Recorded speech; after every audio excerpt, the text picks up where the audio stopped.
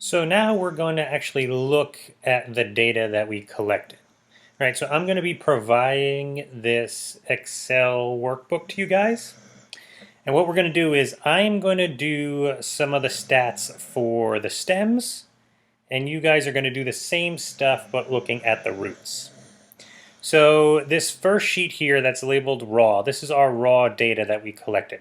So what I did is I combined all of our plants into one data set. So you see here I have the treatment. So this is the plants the seeds that we soaked the night before and then grew them under light. Here is each day. This is the roots. These are the stems. The sheet for the roots, sheet for the stems. This is each day. This is each individual plant going across. And this is the measurement for that day, right? So for this plant on day 1, it was 7, and I converted all of our measurements into millimeters. All right, so on day 1, this plant was 7 millimeters, this plant was 5, this was 7, this was 25, etc., going all the way across. And that is the length of the root on those days. And here are the lengths of our stems, right, for each day, each plant. Now, I did this for each treatment, right? So here's our no light, and you'll see some of these I don't have, there aren't as many plants. That's really because some of our seeds didn't germinate. So if a seed didn't germinate, I just removed it from the data set. There are other things I could have done with it, but that was kind of the easiest way to handle that situation. So here is where our second treatment, where we didn't soak our seeds but grew them in the light, and again we have our roots and our stems. And then our third treatment, where we soaked our seeds and grew them in the dark. Now, if you remember well, of course you remember because you're watching the same video. But earlier I talked about those descriptive statistics, right? One of the first things that we want to do is kind of describe our data set. And the easiest, one of the best ways we can do that is to look at the average values of our samples here, right? So it would be good to calculate average, but we don't just want to see the average value. We want to see how our data set, how each individual plant varies from that average, right? So do all of our plants kind of have a similar measurement as what the average is, or are they more widespread out? And that's that measure of variance that I talked about, and we calculate it as standard deviation. So I did that already for some of these down here, but what I'm going to do is show you how to do it in Excel, because your job is going to be to calculate that for the roots, right? So here is our stem data sheet right here for our soaked plants. What I want to do is get an average value for each day, right? I have all these individual plants up here. I want to know each day what was the average value, what was the average length of the stem. So to do that, luckily Excel can calculate it for me, right? So I'm just going to write average up here, so to mark it so I know what I'm doing. And this is going to be our standard deviation. So I'll write it out. And Excel is nice because it has formulas built in for you. So if you are up here, this is typically your home screen that you'll see up here. There will be a tab that says formulas. And within that tab, you can then go and either you can look up insert function, or you can actually find the function through here. I'm not sure what's the easiest way to do it. We'll do insert function, right? So you're going to insert function into here. Just click that. And then this is probably the easiest way. And then you can just search, right? So you would write average, and really, if we're being scientific, we're going to calculate what's called the mean. But here you can just type average. You click that. And then it's going to pull up this. So this is where the average is going to be placed. And we want to know the average of all of our plants on day 1, the length of their stems on day 1. So what you do is you go to your first plant, and you can just click and hold and drag this across. And this is essentially just marking what it's going to take the average of. So it's going to take the average of all of those plants. Once you're done, you hit enter or done, and bam, there you go. Our average was 1. Right? Now, you could do that same process for each one of these. Or, to make it easy, is if you go down here and click this bottom right corner, click and hold, and then drag this down, it copies that formula for each line. So instead of having to type in that whole thing, you just click and drag that, and that's going to calculate the average for each one of these. Now, why is this popping up? Formula omits adjacent cells. Yeah, that's fine. Right, so that's going to calculate the average for each one of these. So if you see here, on day 1, our average stem length was 1 millimeter. By day 2, it was 4. Day 3, 8, 14, etc. Right, so that's going to give us our average values. It's giving us information about our data set. But we also want to know how each individual plant varied from that average, right? Were they all clumped together, or was there a lot of variation in our data set? So to do that, we calculate standard deviation. And again, we're going to do the same thing with this. It's a little bit easier. We can, well, we'll do it like this again. So you go to your insert function. You're going to start typing in standard deviation. Oops. Let's see, let me make it easier. Start typing in this. It's STDEV, right? That's what they use as for standard deviation. So you're going to do that, click that, hit insert function, and again, just like with our average, you want to get all of your data points, right? So for day 1, you want all of the plants, and then you come over here. Once you have that done, hit done, and that's going to calculate your standard deviation. And you can then close this because we don't need it anymore. You drag that down all the way, and that has your standard deviation for each data point. And if you notice, ignore this error, we don't need to worry about that. Actually, I'm going to do it for all these because that's going to bother me. Ignore. So if you notice, we have pretty wide variation with our standard deviations, right? So here, at the end here, our average was 51, but we had a standard deviation of 29. And I won't go into detail as to what this means, but essentially it means that if we look at about 33% or 66% of our plants, they're going to vary by 1 standard deviation away from the mean. So they're going to be, if you add 51 and 29 together, that's going to give you 30, 80. So they'll be about 66% of our plants are going to be between 80 and whatever 51 minus 29 is, right? Anyway, it's just saying there's a pretty big variance that we're seeing with our plants. Now, why are we seeing such a big variance? Well, there's a lot of different variables included in our experiment, right? So there's just the inherent different growth differences that you may see in your plants. But we also all did this at our own homes and probably had very different setups, right? I grew in the light. I grew my plants under a grow light. I'm pretty sure you guys didn't have access to that. You could have put them in different spots in your house so that it may have different amounts of light. All of this could have affected the growth of our plants and resulted in such a high standard deviation and variance that we're seeing. So just a little heads up, almost all of our results are going to have this high standard deviation.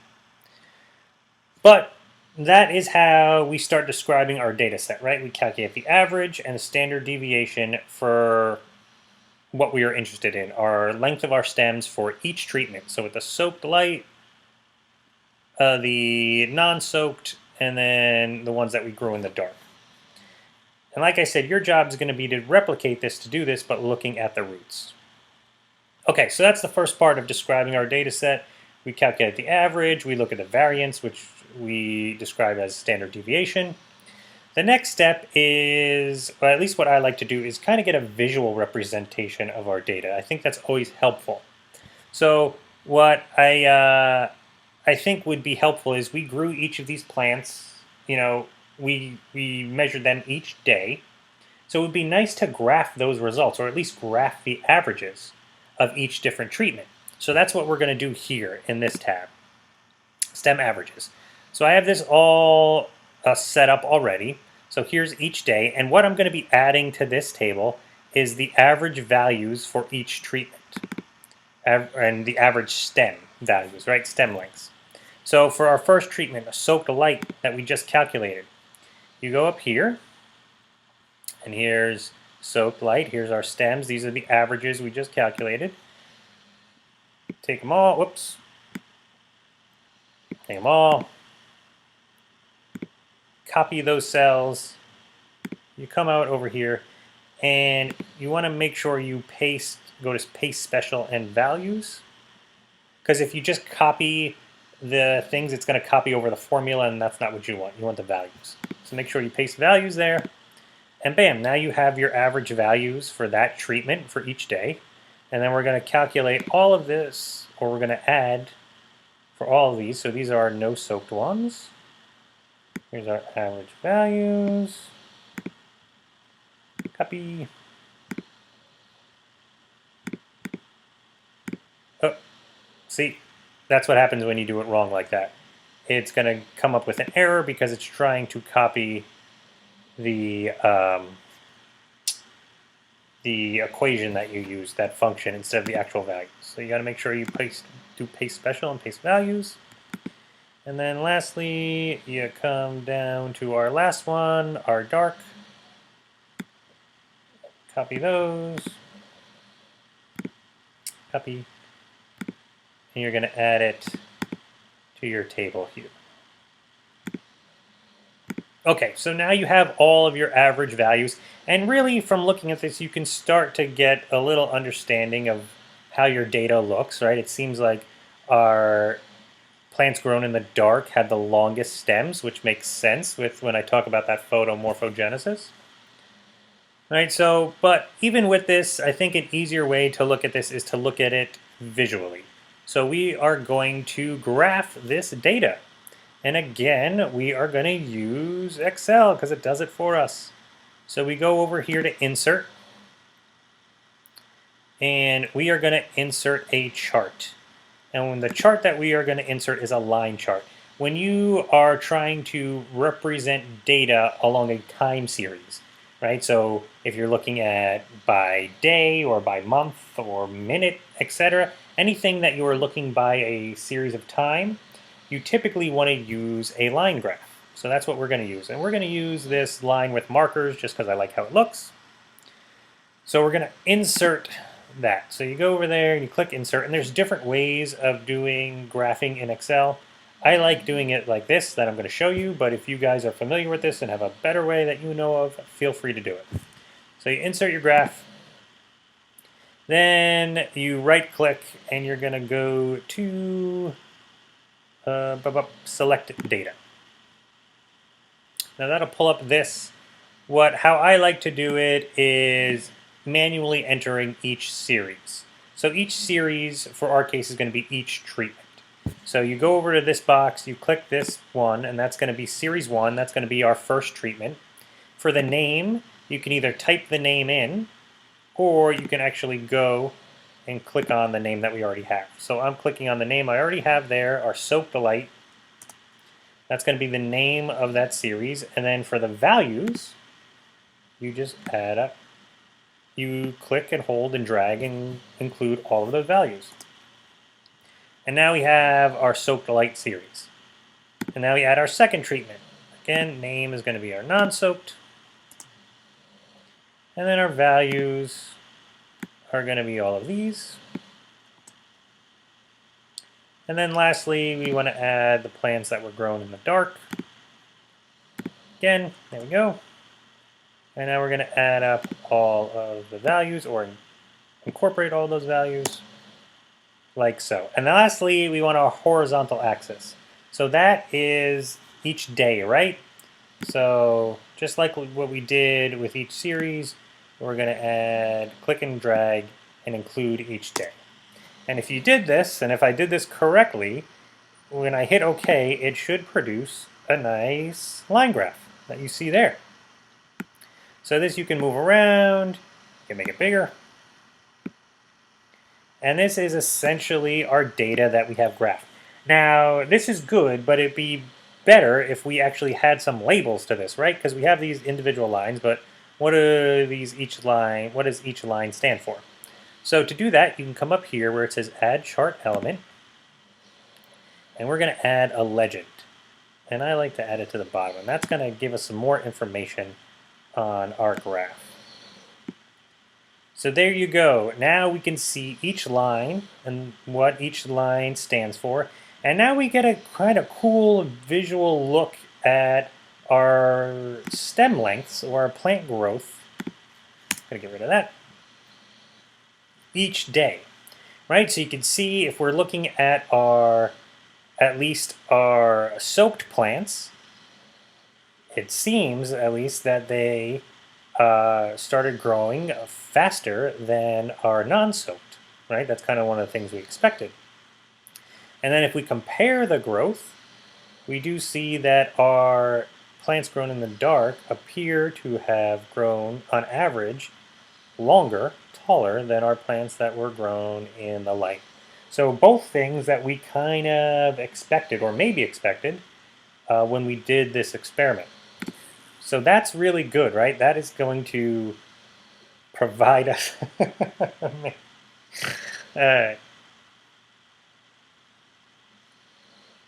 some of the things that we expected, or maybe expected, in this experiment.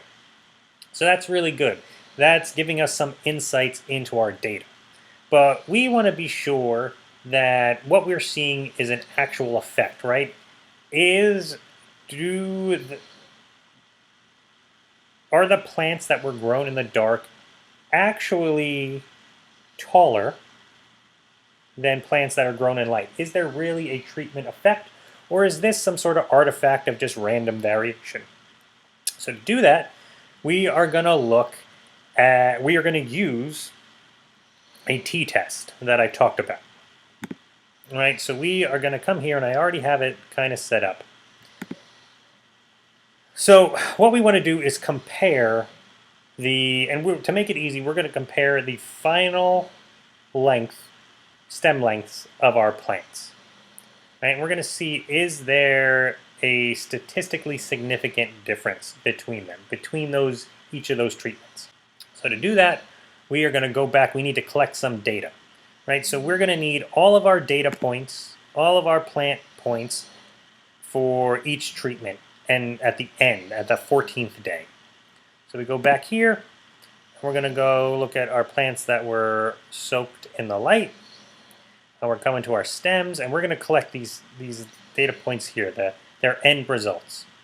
So you click and hold and drag all the way across. And you're going to copy these, and then you're going to come over to here, and you're going to be doing it with the roots. You're going to click here, and this time when you paste, you're going to hit transpose.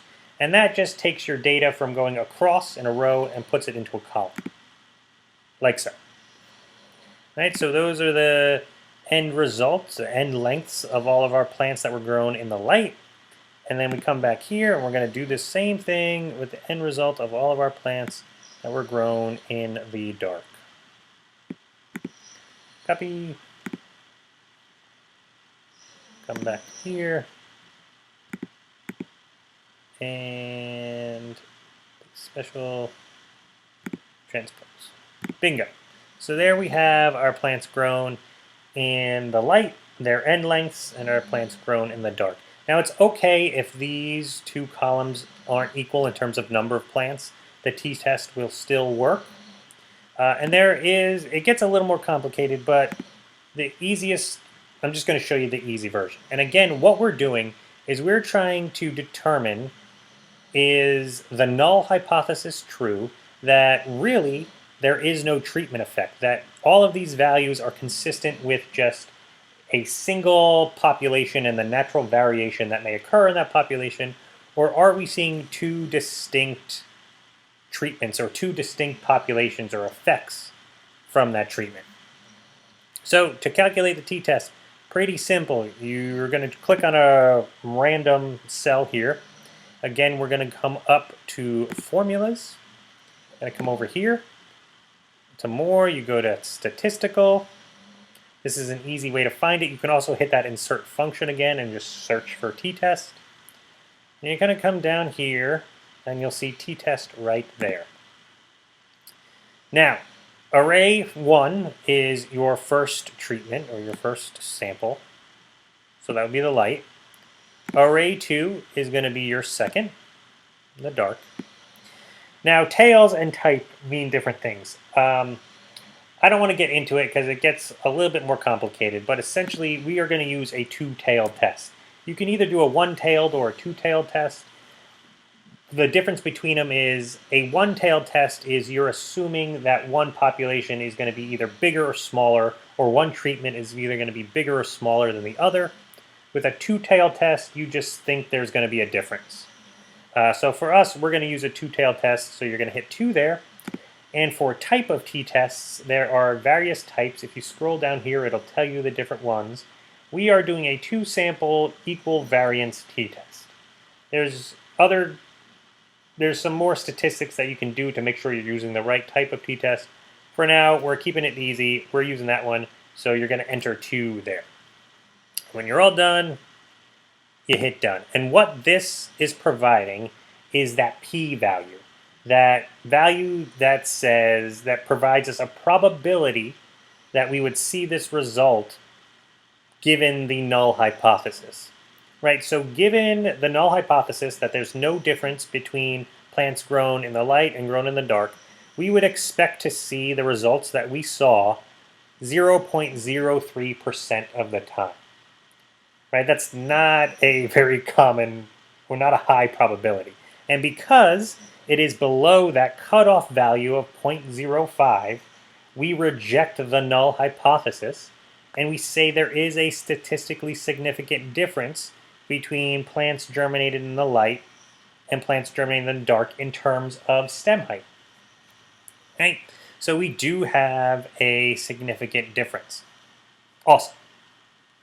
So that kind of answers that first question, right? Is there a difference between, do we see a difference, at least in stem height, between plants grown in the light and the dark? And the answer to that is we do. And we confirm that with our t-test, and then when we look at the values, we come back here, it shows that our plants that are grown in the dark, on average, have a higher stem length.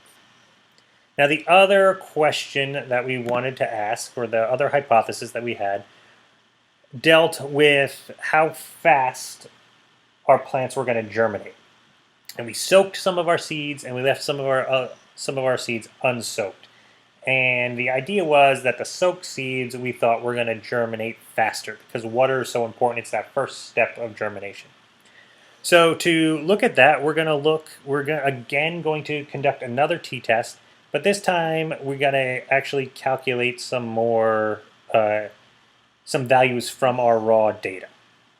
Right. So what we're going to calculate is the time to first stem appearance. Right. How long did it take? How many days did it take before we first started seeing a stem for each plant that we looked at? So I already have these values. Let me get rid of that because that's our t-test. I already calculated these values, and what I did, it's really, really simple. So for each treatment, our soaked versus our non-soaked, you come over here to your raw data, come back here up to soaked, and we're looking at stems. And then you're going to record when did you first see a measurement of your stem. Right, so here's plant number 1, saw that on day 3. Plant 2, day 3, plant 3, day 3. And you come back, as you're doing it, you come over to here, and you type it in.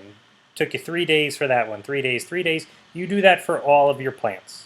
Right, for each one of these, 1 day, you saw it on the first day, second day, etc. You go all the way down, you put that in to your sheet right here.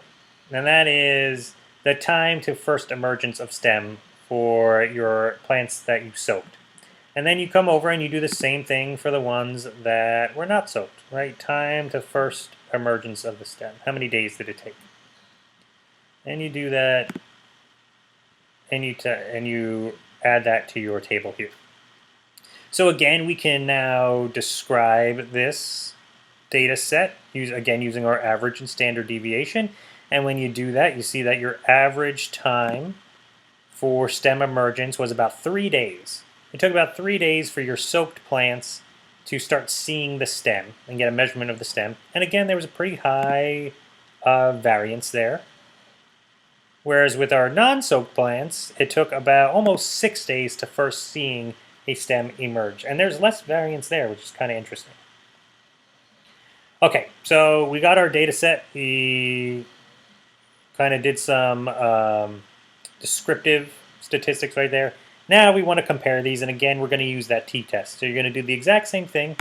Click on your cell. You're going to go here to More Functions, Statistical. Come on down here to t-test. And it's very simple. You're going to do essentially the same thing that you did with the last one. Your first array is going to be your first treatment, your soaked plants. Your second array is your non-soaked plants. Technically, we could do a one-tailed test here, but to keep it easy, we're going to do a two-tailed test, and we're going to do the same, that number 2 type, and then you're done. And that gives you, again, the p-value. And you see this p-value is even lower than the last one. For here, your probability of the null hypothesis being true, that there's no difference in time of germination between soaked and non-soaked seeds, is 0.00019. So an extremely low probability. So here we would again say that there is a statistically significant difference in time of emergence of your stem between your soaked seeds and your non-soaked seeds. So we're going to reject that null hypothesis. And that's it. So hopefully you guys found that interesting. I mean, this is essentially, what we did here is it's an easier scientific experiment, but this is really what all experiments are. And, the statistics can get more complicated, but the basic idea of asking that question, constructing hypotheses, designing and conducting an experiment, and then analyzing your data, it's all the same. That p-value remains the same if you're using this type of statistics throughout. So your job now is to replicate this, but using all of the root values. Right? So I have it kind of set up somewhat for you, but I don't have any of the data set up. Right? So you, just like what I did with the stem averages, with the stems, you're going to do the same thing with the roots. And you have all of your raw data here. So work on that. That is your assignment for this week. If you have questions doing this, email me and I will be here to help you.